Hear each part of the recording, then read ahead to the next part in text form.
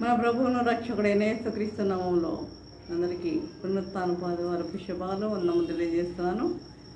ప్రియులారా, అందరూ బాగున్నారు కదా?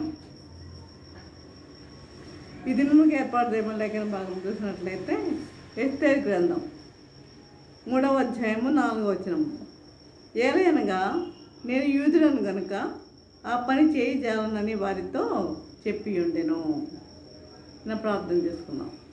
పరిశుద్ధురా, ప్రేమగా తండ్రి, నీ పరిశుద్ధ పాదము స్తుతము దేవా ప్రభు. తండ్రి, ఇంతవరకు నేను ప్రభు అమ్మ సజీవులుగా వచ్చిన విధానాన్ని పెట్టినాను మీకు ఉన్నాం తెలియజేసుకుంటున్నాను ప్రభా.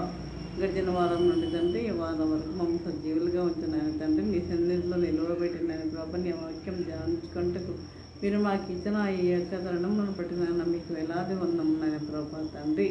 అదే ప్రభా, ప్రతి ఒక్కరి తండ్రి మీరు దేవుడు గ్రహించగల మనసును వాక్యానుసారంగా జీవించే జీవితం దయచేయమని మా ప్రభు నేసిన బ్రతమాలు నమ్మగా పెట్టుకుంటున్నాము తండ్రి. ఆమేన్. ఏలయనగా నేను యూదులను గనుక ఆ పని చేయజాలనని వారితో చెప్పి ఉండేను. ఈరోజు అంశం ఏంటంటే దేవునికి ఎస్ చెప్తావా లేకపోతే నో చెప్తావా? ఎస్ అంటే దేవునితో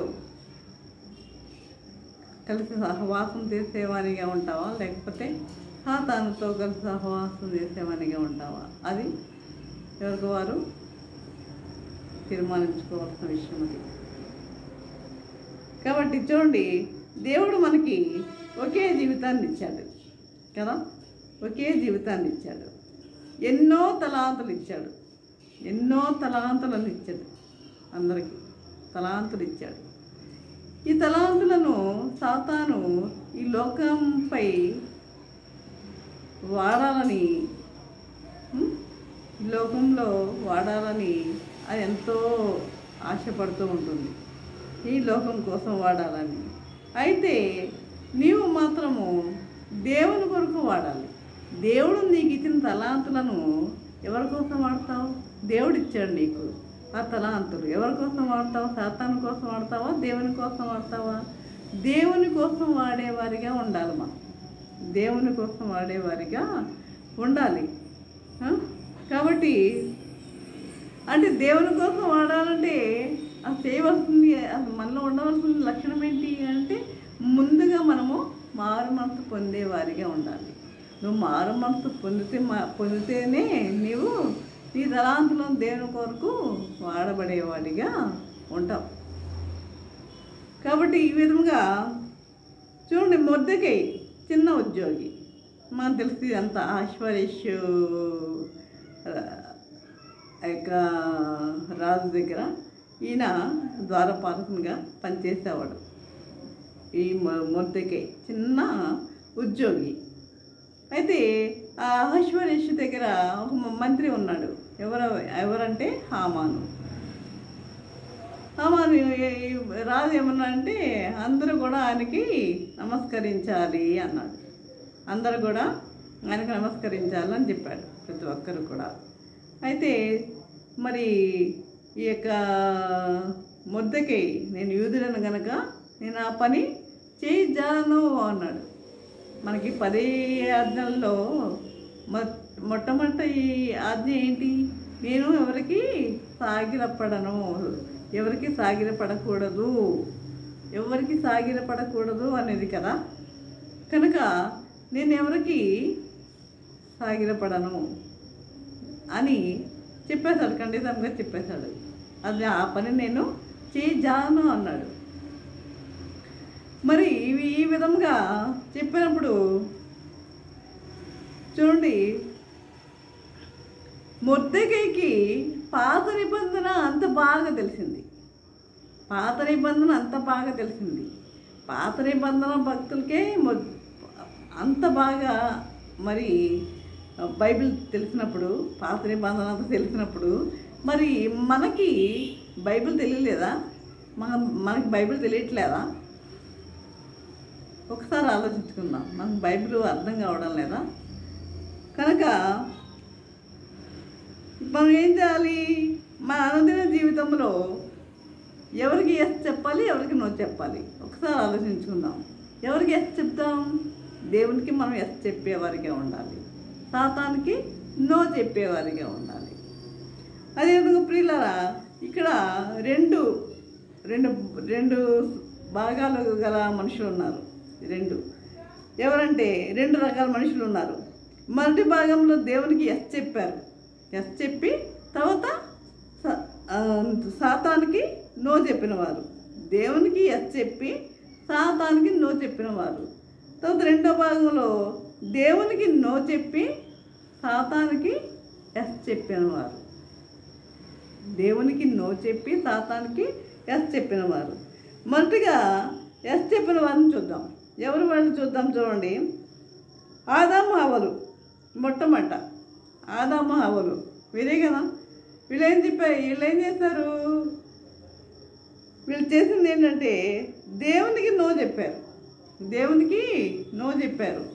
ప్రభు దేవుడు తినవద్దన్న పండుని వారు తిన్నారు. తినవద్దన్న పండుని వారు తిన్నారు. అయితే సాతాను వచ్చి చెప్పినప్పుడు మీరు దేవతలు అయిపోతారు మీరు ఆ పండు తింటే అని అన్నప్పుడు సాతాను చెప్పిన మాటని వీరు విన్నట్లుగా మనం ఇక్కడ చూస్తున్నాం. అంటే సాతానికి ఎస్ చెప్పారు. సాతానికి ఇక్కడ వీరు ఎస్ చెప్తున్నారు కనుక. అంటే చూడండి, ఈ యోహాను సువార్తలో మనం చూస్తాం 8వ అధ్యాయం 44వ వచనంలో సాతాను అబద్ధికుడు, అబద్ధములకు జనకుడు. అంటే దేవునికి నో చెప్పేవారందరూ ఎవరు? సాతాను బిడ్డలే. దేవునికి నో చెప్పిన వారందరూ సాతాను బిడ్డలే. అంటే వీళ్ళు కూడా ఆదాము హవ్వలు కూడా ఏం చేశారు? దేవునికి నో చెప్పారు కదా. నో చెప్పినట్లే కదా. ఆ పండు తినవద్దు అంటే వాళ్ళు ఏం చేశారు? తిన్నారు. కాబట్టి ప్రియులారా, మరి అదే విధంగా ధనవంతుడిని చూస్తాం. ధనవంతుడు ఏం చేశాడు? ఈ ధనవంతుడు తండ్రివైన అబ్రహామా అని పిలుస్తున్నాడు. నరకములో ఉండి తండ్రివైన అబ్రహామా అని పిలుస్తున్నాడు. అబ్రహాం అతని తండ్రి అయితే అతను పరలోకంలో ఉండేవాడు కదా. నరకంలో ఎందుకు ఉంటాడు? అబ్రహామే అతని తండ్రి అయితే అతను పరలోకంలో ఉండేవాడు కదా. మరి నరకంలో ఎందుకున్నాడు? కనుక మరి సాతాను ఏం చేస్తాడంటే మనకి పడిపోయిన వారిని చూపిస్తాడు. పడిపోయిన వారిని చూపిస్తాడు. కాబట్టి జయించిన వారిని, అయితే పరిశుద్ధాత్మ మనకేం చేస్తాడు? జయించిన వారిని చూపిస్తాడు. మరి నువ్వు దేవుని కొరకు నిలబడలేవు అంటాడు సాతాను. సాతాను ఏమంటాడు? నువ్వు దేవుని కొరకు నిలబడలేవు అంటాడు. నువ్వు దేవుని కొరకు నీవు నిలబడలేవు, నీ వల్ల కాదు అంటాడు. అయితే నీవు జయిస్తావు అంటాడు దేవుడు. దేవుడు ఏమంటాడు? నువ్వు జయిస్తావు అంటాడు. అయితే మరి నువ్వు ఎవరి వైపు చూస్తున్నావు? ఇప్పుడు దేవుని వైపు చూస్తున్నావా, సాతాను వైపు చూస్తున్నావా? నువ్వు దేవుని వైపు చూస్తున్నావా, సాతాను వైపు చూస్తున్నావా?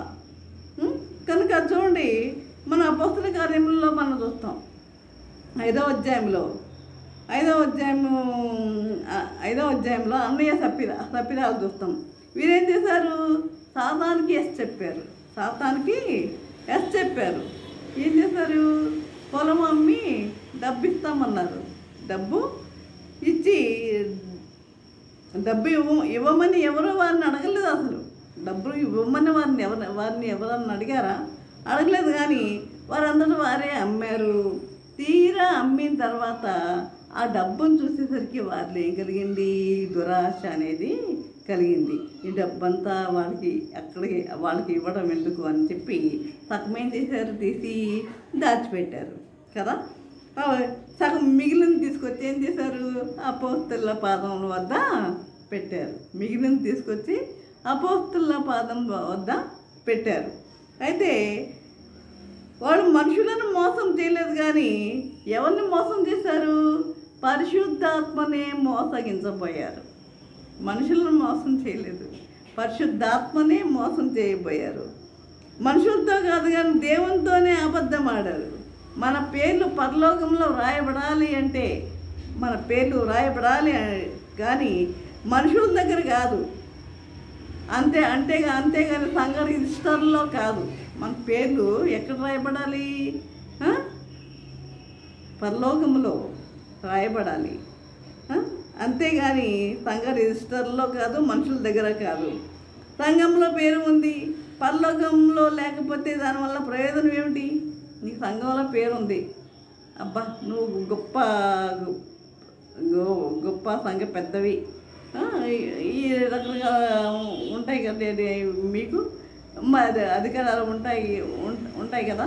కాబట్టి మీరు ఎన్ని ఉన్నా ఈ పరలోకముల పేరు లేకపోతే ఏమన్నా ప్రయోజనం ఉందా? లేదు. అదేవిధంగా అబద్ధమాడి వాళ్ళు ఏం చేశారు వాళ్ళు అబద్ధమాడి వాళ్ళ యొక్క ప్రాణాన్ని పోగొట్టుకున్నారు. అంటే ముందు వీళ్ళు ఏం చేశారు? సాతానుకే ఎస్ చెప్పారు. కాబట్టి భర్త తప్పుదారిలో వెళ్తుంటే భార్య ఏం చేయాలండి? ఖండించాలి కదా. భర్త తప్పుదారిలో వెళ్తుంటే భార్య ఏం చేయాలంట? ఖండించాలి. మరి ఖండించినప్పుడు మరి భర్త భార్య మాట వినాలా వద్దా? వినాలి కదా. కనుక మరి ఈ విధంగా ఒక ఇంట్లో భార్య మారుమనసు పొందింది కానీ భర్త పొందలేదు. ఒకసారి నెల చివరి రోజుల్లో ఆయన ఏం చేశాడంటే 2 కొత్త చీరలు తీసుకొని వచ్చి ఇచ్చాడు భార్యకు. భర్త వెంటనే అడిగింది, ఈ నెలాఖరు రోజులు కదా, ఈ డబ్బులు ఎక్కడి నుండి వచ్చాయి? నెలాఖరు రోజులు కదా, ఈ డబ్బులు ఎక్కడి నుండి వచ్చాయి అని అడిగింది. భర్త కోపం వచ్చి, నీకు ఇష్టమైతే తీసుకో, లేదంటే మా చెల్లికి ఇచ్చేస్తాను అన్నాడు. ఆ సోదరు వెంటనే, అయితే ఇచ్చేయండి, ఆ డబ్బు మీకు ఎక్కడ వచ్చిందో చెప్తే నేను చీరలు తీసుకోను అంది. ఎంతమంది సోదరులు ఇలా చెప్పగలరు? ఎంతమంది ఆ విధంగా చెప్పే విధంగా ఉన్నారు? ఎంతమంది? కాబట్టి దేవుని ఆశీర్వాదం కొరకు ఆశపడండి. దేవుని సేవకు డబ్బు అవసరమే. దేవుని సేవ కొరకు డబ్బు వద్దంటలా, డబ్బు అవసరమే. కానీ కేవలం కానుకల మీద ఆధారపడి దేవుని సేవ జరగడం లేదు. కానుకల మీదే ఆధారపడి దేవుని సేవ జరగడం లేదు. అన్ని జనుల ఆచారాలను మనం పాటించవద్దు. బోధన విషయంలో సాతానికి మనం చెప్పేవారిగా ఉండొద్దు. నువ్వు ఉపవాసం ఉండలేవు, నీకు నీరసం వచ్చేస్తుంది, నువ్వు ఉపవాసం ఉండలేవు, ఇలా అంటూ ఉంటాడన్నమాట సాతాను. ఉపవాస ప్రార్థనలో శక్తి ఉంది. ఈ విధంగా సాతాను అంటూ ఉంటాడన్నమాట. అంటే ఎంకరేజ్ చేయడు. ఎందుకు ఎంకరేజ్ చేస్తాడు? కాబట్టి ఉపవాస ప్రార్థనలో శక్తి ఉంది. ఆ శక్తి మనం పొందడం సాతానికి ఇష్టం లేదండి. ఆ శక్తి మనం పొందడం సాతానికి ఇష్టం లేదు. దేవుని వరం వల్ల పుట్టినవాడు అయితే సాతానికి చెప్పాడు. ఎవరు? జీవితమే నష్టపోయాడు. ఆ జీవితమే నష్టపోయాడు. ఎవరు? సంసోన్ని దేవుడు ఎందుకు పుట్టించాడు? ఫిలిష్తీలను నాశనం చేయడానికి సంసోన్ని పుట్టించాడు. నాజీరు చేయబడినవాడు ఆ సంసోను. అయితే ఈ సంసోన్ ఏం చేశాడు? గల్తీ 5:19 చూసినట్లయితే, ఒక నిమిషం, ఫిలిష్తీలను నాశనం చేయడానికి పుట్టిన సంసోను చివరకు ఫిలిష్తీన్ల చేతికే గుడ్డివాడిగా తిరగలు విసిరాడు. ఫిలిష్తీన్ల చేతికే. చూసారా? ఎందుకని అలా జరిగింది? ఇతను సాతానికి ఏం చేశాడు? చెప్పాడు. దేవుని మాటకి చెప్పలా, సాతానికి చెప్పాడు. కాబట్టి గల్తీ 5:19 శరీర కార్యముల గురించి వ్రాయబడి ఉన్నవి. లోకమంతా రాజీపడిన వారితో నిండి ఉంది. లోకమంతా ఎలా ఉందంట?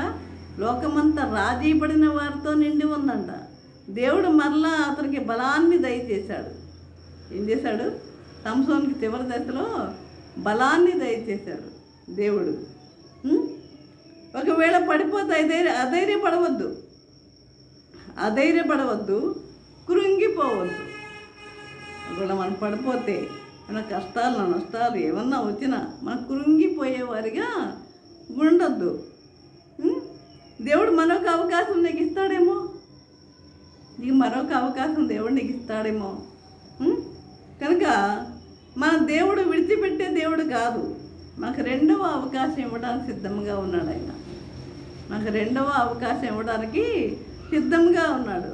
నిన్ను నిలబెడతాడు. నువ్వు పశ్చాత్తాపడి ఆయన వైపు తిరిగితే నిన్ను నిలబెట్టడానికి సిద్ధంగా ఉన్నాడు ఆయన. అదే చూడండి, యోసేపు మనకు కనపడతాడు. యోసేపు పాపానికి దూరంగా పారిపోయాడు కదా. యోసేపు పాపానికి దూరంగా పారిపోయాడు. పోతీఫరు భార్య ఏం చేసింది? ప్రతిరోజు అతన్ని శోధిస్తూనే ఉండేది. అయినప్పటికీ యోసేపు లొంగలేదు. ఈరోజులో ఉన్నారు అలాంటి వాళ్ళు, లొంగలేదు. ఈరోజు వావి వరసలు కూడా లేకుండా ఉన్నారండి. భయంకరమైన రోజులు అయిపోయినాయి, భయంకరమైన రోజులు. నేను ఎట్లు ఇంత ఘోరమైన దుష్కార్యం చేసి దేవునికి విరోధముగా పాపం కట్టుకుందును. చూసారు ఎంత చక్కని మాట మాట్లాడుతున్నాడో. నేను ఎట్లు ఇంత ఘోరమైన దుష్కార్యం చేసి దేవునికి విరోధముగా నేను పాపం కట్టుకుందును అంటున్నాడు. అన్యాయంగా దేవశిక్ష భరించవలసి వచ్చినా భయపడలే. అన్యాయంగా దేవశిక్ష అనుభవించవలసి వచ్చినా భయపడలేదు, బాధపడలేదు. పాపానికి భయపడ్డాడు, శిక్షకు భయపడలేదు. కానీ పాపానికి దూరంగా పారిపోయాడు. పాపానికి దూరంగా పారిపోయే వారిగా ఉండాలి మనం. అయితే తగిన సమయం వచ్చినప్పుడు దేవుడు యోసేపును ఐగుప్తు దేశమంతటి మీద అధికారిగా నియమించాడు. ఐగుప్తు దేశమంతటి మీద అధికారిగా నియమించాడు. దేవుడు యోసేపుని ఎంతగా హెచ్చించాడంటే అతన్ని సెలవు లేకుండా, అది ఆదికాండం 41:44 చూడండి. అతని సెలవు లేకుండా ఐగుప్తు దేశం అందంతటను ఏ మనుషుడు తన చేతినైనాను కాలినైనాను ఎత్తకూడదు. అతని సెలవు లేకుండా, యోసేపు యొక్క సెలవు లేకుండా ఏ మనుషుడు తన చేతినైనాను కాలినైనాను ఎత్తకూడదు. మనం ఈ లోకంలో దేవుని కొరకు జీవించి ఆయన నామాన్ని ఏం చేయాలి? మహిమపరచాలి. ఆయన నామాన్ని మహిమపరిచే వారిగా ఉండాలి.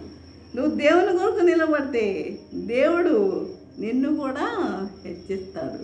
నువ్వు దేవుని కొరకు నిలబడితే దేవుడు నిన్ను కూడా హెచ్చించడానికి సిద్ధంగా ఉన్నాడు పిల్లరా. కాబట్టి మనము ఇప్పుడు దేని కొరకు ఎవరి కొరకు నిలబడదాం? దేవుని కొరకు నిలబడదామా? సాతాను కొరకు నిలబడదామా? ఒక్కసారి ఆలోచించుకోండి. క్రైస్తవులుగా పుట్టినంత మాత్రాన మనము చాలామంది మేము పుట్టు క్రైస్తవులమండి అంటారు. మేము బాప్తిస్మం తీసుకున్నామండి, మారుమనసు పొందామని అంటారు. కానీ వాళ్ళు క్రియలు ఉండవు. క్రియలు లేని విశ్వాసం ఏమిటది? మృతమని దేవుని వాక్యము తెలియజేస్తుంది కదా. కాబట్టి మన క్రియలు సరిగా ఉండాలి, సత్క్రియలు చేసేవారిగా ఉండాలి. మనం ఈ లోకంలో ఏ నిమిషం ఏమైపోతామో మన జీవితాలు మనకు తెలియవు. కాబట్టి నువ్వు బ్రతికినంత కాలము మంచి పనులు చేసేవారిగా ఉండాలి. మంచి పనులు చేసి, మంచి క్రియలు చేసి 10 మంది మెప్పు పొందేవారిగా ఉండాలి. అలాంటి జీవితాన్ని దేవుడు కోరుకుంటున్నాడు. మనకి ఇచ్చిన జీవితాన్ని ఉపయోగించుకోమంటున్నాడు, సద్వినియోగం చేసుకోమంటున్నాడు. మనకి ఇచ్చిన జీవితాన్ని సద్వినియోగం చేసుకోమంటున్నాడు. కానీ మనం ఏం చేస్తున్నాము? దాన్ని దుర్వినియోగం చేసుకుంటున్నాము. మనం ఇష్టానుసారంగా జీవించి మనము దాన్ని దుర్వినియోగం చేసుకుంటున్నాము. ఈ లోకంతో రాజీ పడిపోయి శరీరాశ, నేత్రాశ, జీవపుడంబం ఇవన్నీ ఇవన్నిటితో రాజీ పడిపోయి మన ఇష్టానుసారంగా జీవిస్తూ దేవునికి విరోధముగా జీవించేవారిగా ఉంటున్నాము ప్రియులారా. దేవుని సన్నిధికి వెళ్ళి వస్తే చాలదు, అది కాదు, అది ముఖ్యమైనది కాదు. దేవుని సన్నిధికి నేను వెళ్ళొచ్చాను, పాటలు పాడాను, వాక్యం చదివాను, లేకపోతే వాక్యం చెప్పాను, ఇవన్నీ కాదు, ఇవి ముఖ్యం కాదు. కానీ నీలో మార్పు ఉందా? మార్పు కలిగి నువ్వు జీవిస్తున్నావా? గర్వం లేకుండా నువ్వు జీవిస్తున్నావా? ఇలా అహంకారం అనేది లేకుండా నువ్వు జీవిస్తున్నావా? ఇలాంటి జీవితం కదా ప్రభు కోరుకుంటుంది. తగ్గింపు ఆయన కోరుకుంటున్నాడు. ఆయన సాత్వికుడు. నేను సాత్వికుడను అంటున్నాడు. నేను సాత్వికుడను, దీన మనసు కలిగిన వాడను అంటున్నాడు. నా దీన మనసు మనలో ఉందా? ఆ దీన మనసు మనలో ఉందా ప్రియులారా? కాబట్టి దీన మనసు కలిగి మనం జీవించేవారిగా ఉండాలి. అనేకులకు మాదిరికరంగా జీవించేవారిగా ఉండాలి. మాదిరికరమైన బ్రతికేవారిగా ఉండాలి. ఇప్పుడు మనం అన్నయ్య సపీరాల గురించి చదువుతున్నాం. వాళ్ళు ఏం చేశారు?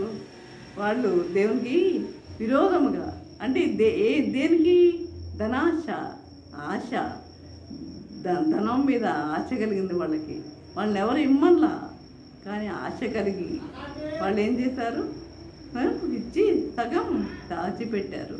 పరిశుద్ధాత్మనే మోసగించడానికి ప్రయత్నం చేశారు. అదే ఆదాము హవ్వలను కూడా మనం చూస్తాం. వాళ్ళు కూడా ఏం చేశారు? మీరు తినొద్దు పండు అంటే వారు తిన్నారు. చివరికి ఏమైపోయారు? వాళ్ళు ఏదైనా తోటలో నుండి వారు బహిష్కరించబడ్డారు, శాపానికి గురి అయ్యారు. కనుక మనము దేవునికి చిత్తానుసారముగా మనం జీవించేవారిగా ఉండాలి. దేవుని చిత్తానుసారముగా మనం జీవించేవారిగా ఉండాలి. ఆయన చిత్తమే ఏదైనా సరే. ప్రభువా నీ చిత్తమైతే, ఇదిగో లేచాం, ఉదయాన్నే లేచాం. లేచిన వెంటనే అసలు పడుకున్నవాడు పడుకున్నట్టే చనిపోయేవాళ్ళు అనేక మంది లేరా? మరి దేవుడు నేను లేపాడు కదా. నువ్వు లేచినప్పుడు నువ్వేం చేయాలి? దేవుణ్ణి స్తుతించాలి, దేవునికి కృతజ్ఞత నువ్వు అర్పించాలి. ప్రతి విషయంలో ప్రార్థన విజ్ఞాపనములతో నువ్వు కృతజ్ఞత అర్పణలు చెల్లించమంటున్నాడు దేవుడు. ప్రతి విషయంలో కృతజ్ఞత అర్పణలు చెల్లించమంటున్నాడు. కాబట్టి ఈ విధముగా దేవుని మనం భయభక్తులు కలిగి మనం జీవించేవారిగా ఉండాలి. చాలామంది దేవుణ్ణి మర్చిపోతారు. కాస్త వారికి డబ్బు వచ్చినా, లేకపోతే దేవుడు వారిని అభివృద్ధి చేసిన, వారు సమృద్ధిగా వారు జీవింపజేసిన వారు దేవునికి కృతజ్ఞతగా ఉండి దేవుని బిడ్డలుగా వారు జీవించేవారిగా ఉండరు. కానీ ఏం చేస్తారు? మర్చిపోతారు. దేవుడు చేసిన మేళ్లను వారు మర్చిపోయేవారిగా ఉంటారు. ప్రియులారా, మనకి ఎన్ని మేళ్ళు చేస్తున్నాడు? ఈరోజు ఇలా కూర్చొని వాక్యం చెప్తానంటే దేవుడు చేసిన మేలు కాదా? మనం ఈరోజు మన పనులు మనం చేసుకుంటున్నామంటే ఆయన దేవుడు చేసిన మేలు కాదా? ఏది మేలు? మేలు అంటే ఏంటి? నీకు ఇల్లు మీద ఇల్లు, లేకపోతే నీకు నగల మీద నగలు, చీరల మీద చీరలు, ఇవన్నీ ఇస్తే మేలా? కాబట్టి మనమేం చేయాలంటే దేవుని బిడ్డలుగా మనం జీవించేవారిగా ఉండాలి. మాదిరికరమైన జీవితాన్ని జీవించేవారిగా ఉండాలి. ఆయన చేసిన మేళ్లను మనం మర్చిపోకుండా ఉండేవారిగా ఉండాలి. ఆయన చేసిన మేళ్లను మనము మర్చిపోకూడదు ప్రియులారా, మర్చిపోకూడదు. చూడండి, ఆయన మన అంగలార్పును నాట్యముగా మార్చేవాడు. ఒకవేళ నీకు బాధ ఉందా, కష్టం ఉందా, నీ అంగలార్పుని నాట్యముగా మార్చేవాడు. ఈ చిన్న ఉదాహరణ చెప్పి నేను ముగిస్తాను. చూడండి, ఒక వ్యక్తి అదే ఓడలో ప్రయాణం చేస్తున్నారు అందరూ కలిసి. ఈయన కూడా ఉన్నాడు, ఈ భక్తుడు. మరి అయితే వెళ్ళి వెళ్తే సముద్రంలో వెళ్తూ ఉండగా తుఫాను వచ్చి ఓడ బద్దలైపోయి అందరు చనిపోయారు. ఈ భక్తుడు ఒకడే మిగిలాడు. భక్తుడు ఒకడే ఎక్కడికి ఎదుగుండి ఎక్కడికి వెళ్ళాడు. ఆ చెక్కల మీద ఓడ ఓడ యొక్క చెక్కల మీద కూర్చొని ఎక్కడికి వెళ్ళాడు? ఒక దీవిలోకి వెళ్ళాడు. మనిషి సంచారం అనేది అక్కడ లేదు. మనిషి సంచారం అనేది అక్కడ లేనే లేదు. మరి ఏం చేస్తాడు? ఆ కొట్టుకొత్తిన చెక్కలు ఉన్నాయి కదా, వాడ చెక్కలు, ఆ చెక్కలతో చిన్న గుడిసె కింద, చిన్న కుటీరం కింద నిర్మించుకున్నాడు. ఆయన అక్కడే ఉంటూ ప్రార్థన చేసుకుంటున్నాడు. ప్రవ్వా, నన్ను నా స్థలానికి, నా గమ్యానికి చేర్చు ప్రవ్వా అని ప్రార్థిస్తున్నాడు. ఆ విధంగా ఒకరోజు ఏమైందంటే ఆయన చేపలు పట్టుకోవడానికి సముద్రం దగ్గరికి వెళ్ళాడు. చేపలు పట్టుకుందామని సముద్రం దగ్గరికి వెళ్ళాడు. అయితే ఇంతలో ఆ గుడిసె తగలబడిపోయింది.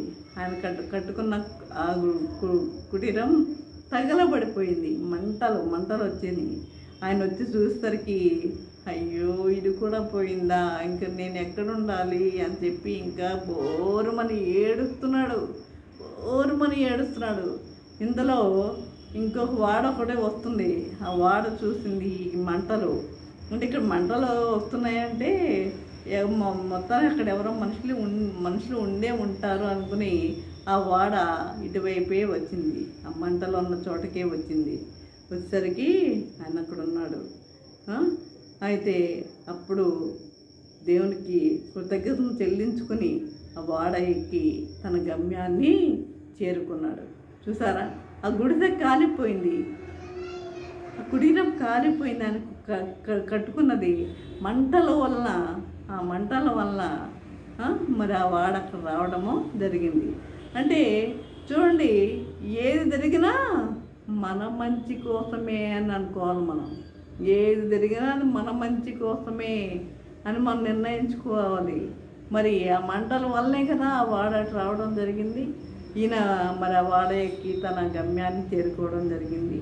ఆయన వెళ్ళిన తర్వాత అనేక మందికి చెప్పి మరి కృతజ్ఞతలు ప్రభువుకి చెల్లించుకున్నాడు. కాబట్టి ప్రియులారా, మనము దేవుడు చేసిన మేళ్లను మనము మర్చిపోయేవారిగా ఉండకూడదు.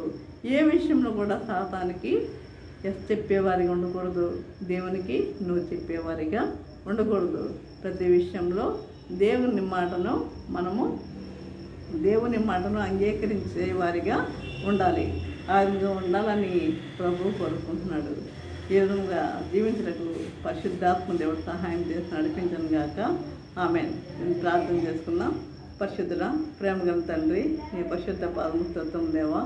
ప్రభా తండ్రి, ఇంతవరకు నేను ప్రభా నీ వాక్యం ద్వారా తండ్రి మాతో మాట్లాడిన విధానం బట్టి నాయన మీకు వందనంలో తెలియజేసుకుంటున్నాము ప్రభా.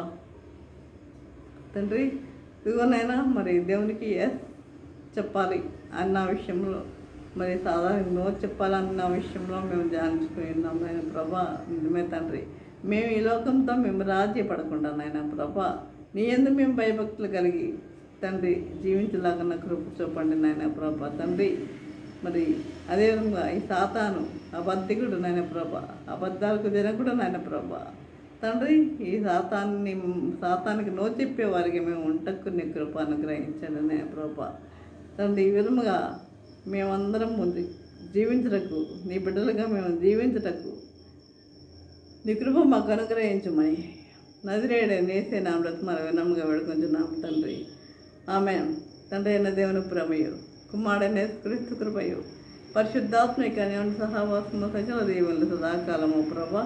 తండ్రి ఎంతమంది ప్రభా వాక్యం విని నలుగురు ఒకరికి తోడే నిలిచిండను గాక.